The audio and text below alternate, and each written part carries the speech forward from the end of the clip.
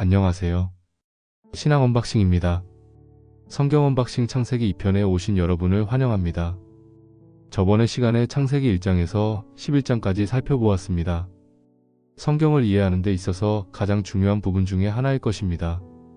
오늘은 나머지 부분 창세기 12장에서 50장까지 촉장을 중심으로 창세기를 정리하도록 하겠습니다. 창세기 4부 믿음으로 떠난 사람 아브라함과 언약의 하나님. 하나님께서 한 사람을 부르십니다. 너는 너의 고향과 친척과 아버지의 집을 떠나 내가 내게 보여줄 땅으로 가라. 창 120일. 그는 본 적도 없는 미래를 향해 떠납니다. 그가 의지할 수 있었던 건 단 하나. 하나님의 약속. 그 사람의 이름은 아브람.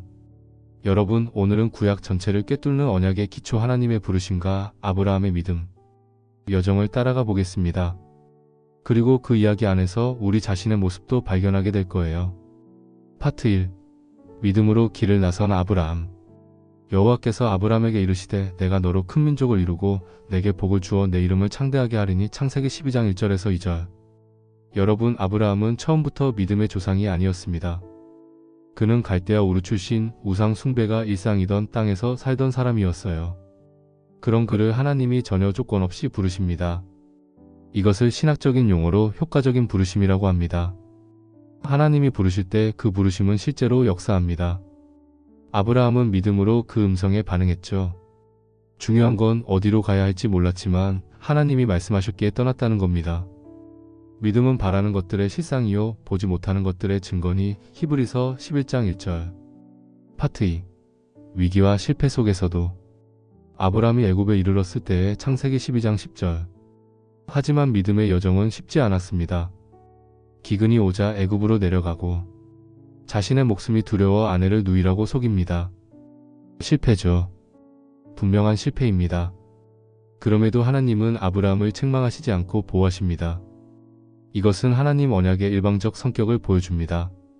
하나님은 언약을 맺으시고 그 언약을 인간의 실패에도 불구하고 지켜가십니다. 우리도 종종 믿음의 여정 속에서 넘어지죠. 하지만 하나님은 우리를 포기하지 않으십니다. 파트 3. 언약의 정식 체결. 창세기 15장. 여호와께서 아브람과 언약을 세워 이르시되. 창 1518. 이 장면은 너무 중요합니다. 하나님과 아브라함 사이의 언약 체결 장면이죠. 고대 근동의 언약식처럼 짐승을 둘로 쪼개놓고 원래는 양쪽 당사자가 그 사이를 지나야 합니다. 그런데 아브라함은 깊이 잠들고 하나님 홀로 그 사이를 지나가십니다. 이건 엄청난 의미예요. 하나님이 내가 책임지게라고 하신 거예요. 심지어 아브라함이 언약을 어겨도 하나님이 그 대가까지 친히 지시겠다는 약속. 이것이 바로 복음의 예표이고 그리스도의 십자가로 이어지는 약속입니다. 파트 4. 기다림과 인내. 약속은 쉽게 이루어지지 않았다. 사라는 출산하지 못하였고. 창세기 16장 1절. 하나님은 자손을 약속하셨지만 10년이 지나도 아무 일도 일어나지 않았습니다. 그래서 사라와 아브라함은 하갈을 통해 이스마엘을 낳는 선택을 합니다. 인간적인 선택, 조급한 결정이죠. 하지만 하나님은 그들을 버리지 않으십니다. 오히려 다시 찾아오셔서 약속의 자녀는 사라를 통해 나올 것임을 분명히 하시죠. 이 장면은 믿음의 여정에 인내와 훈련이 필요함을 보여줍니다. 하나님의 약속은 곧장 이루어지지 않지만 결코 실패하지 않습니다. 파트 5. 웃음의 이름 이삭. 내가 반드시 돌아오리니 사라에게 아들이 있으리라. 창세기 18장 10절. 사라는 이 말을 듣고 웃습니다. 믿기지 않았던 거죠. 자신도 아브라함도 너무 나이가 많았으니까요. 그런데 하나님이 말씀하십니다. 여호와께 능하지 못한 일이 있겠느냐? 창세기 18장 14절. 그리고 마침내 여호와께서 말씀하신 대로 사라가 아들을 낳으니. 하나님은 불신의 웃음을 믿음의 웃음으로 바꾸시는 분입니다. 파트 6. 이삭 번제 사건. 믿음의 절정. 내 아들, 내 사랑하는 독자 이삭을 번제로 드리라. 이건 믿음의 가장 큰 시험이었죠. 하나님이 주신 아들을 다시 돌려드리라니. 아브라함은 이 말에 다음날 바로 순종합니다. 칼을 들어 아들을 죽이려는 순간 하나님이 급히 멈추십니다. 그리고 순양을 대신 번제로 드리게 하시죠. 이건 그리스도의 대속을 상징합니다. 하나님은 아들을 죽이도록 하지 않으셨지만 자신의 아들은 십자가에서 내어주셨습니다.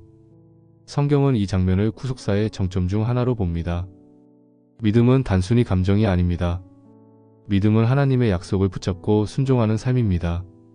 사부 마무리 언약은 살아있다. 아브라함은 이제 늙었고 사라 역시 죽습니다. 그는 가나안 땅 한 평을 사서 그녀를 묻습니다. 그 땅은 하나님이 약속하신 그 땅의 씨앗이었어요. 아직 다 이루어지지 않았지만 아브라함은 믿었습니다. 그는 약속을 멀리서 보고 환영하였으며 아브라함의 이야기는 단순한 인물 전기가 아닙니다. 그는 믿음의 모델 그리고 그리스도의 언약을 기다린 자였습니다. 우리도 그 믿음의 여정 속에 있습니다. 하나님의 언약은 지금도 유효합니다. 그리고 그 언약은 십자가와 부활을 통해 완성되었습니다. 다음은 야곱과 요셉의 이야기입니다. 인간의 약함 속에서 이루어지는 하나님의 섭리를 함께 살펴보겠습니다. 창세기 5부 약함 속에서 일하시는 하나님 야곱과 요셉의 이야기.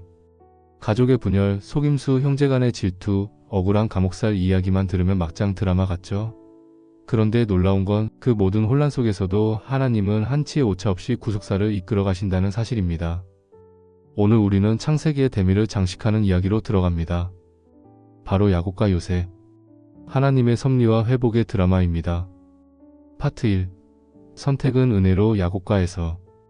큰 자가 어린 자를 섬기리라. 창세기 25장 23절. 야곱과 에서 쌍둥이지만 성격도 운명도 달랐습니다. 에서는 사냥을 즐기는 거친 남자. 야곱은 조용히 천막에 머무는 내성적인 사람. 그런데 하나님은 장자 에서가 아닌 야곱을 택하십니다. 왜일까요?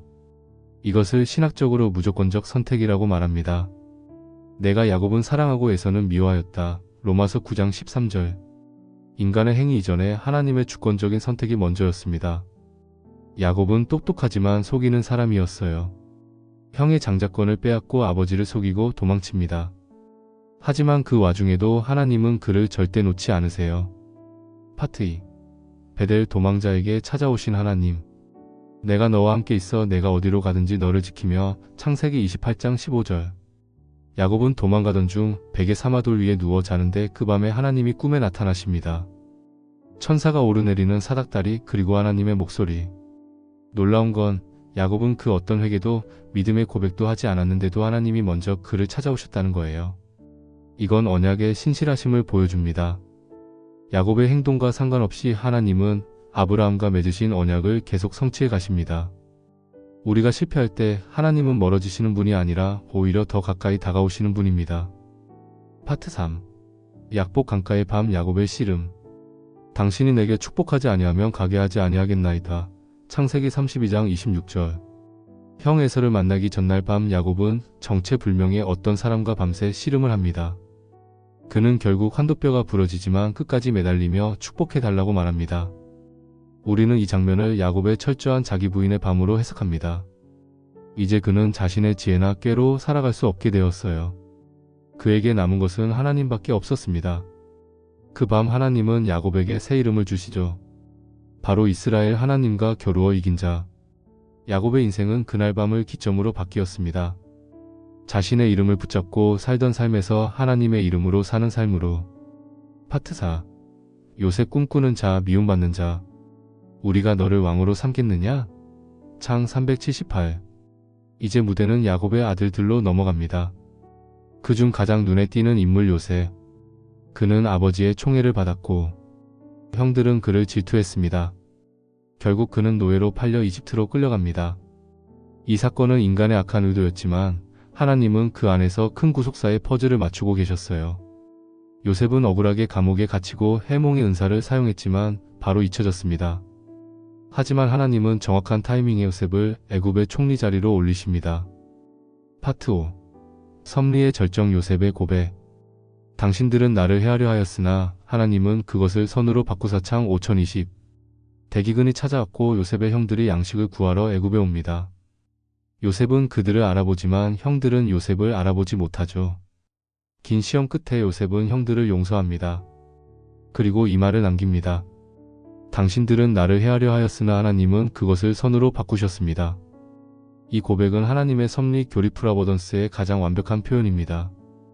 인간의 죄도 상처도 악한 계획도 하나님은 그것을 선으로 바꾸셔서 자신의 뜻을 이루십니다. 요셉의 인생 전체가 증언하는 메시지는 단 하나입니다. 하나님은 일하고 계신다. 오브 아무리 죽음도 언약을 멈출 수 없다. 요셉이 그의 형제들에게 이르되 하나님이 반드시 너희를 돌보시리니 너희는 내 해골을 가지고 올라가라 하라. 창세기 50장 24절에서 25절. 창세기는 한 장례 장면으로 끝이 납니다. 요셉은 죽지만 그는 죽음 이후에도 하나님의 언약을 붙잡습니다. 하나님이 반드시 너희를 돌보실 것이다. 성경은 말씀합니다. 하나님의 언약은 인간의 죽음보다 크다. 아브라함도 죽고 야곱도 죽고 요셉도 죽지만 하나님의 언약은 계속됩니다. 그리고 이제 그 언약은 출애굽기로 이어지며 하나님은 백성을 구원해내실 것입니다. 창세기는 끝났지만 하나님의 이야기는 멈추지 않았습니다. 창조로 시작된 이야기는 언약으로 연결되고 섭리로 완성되어 결국 예수 그리스도 안에서 완전히 성취됩니다. 지금 이 시대를 살아가는 우리도 요셉처럼 말할 수 있어야 합니다. 하나님은 선을 이루고 계십니다. 지금까지 성경 언박싱의 처음 책 창세기를 언박싱 하였습니다. 어떠셨나요? 여러분에게 조금이나마 도움이 되었으면 좋겠습니다. 다음 성경 언박싱에서는 어떤 성경을 알고 싶으신지 댓글로 남겨주시면 참고하여 만들어 보겠습니다. 그럼 다음 시간에 뵙겠습니다. 구독과 좋아요로 함께 해주시고 알림 설정도 부탁드립니다.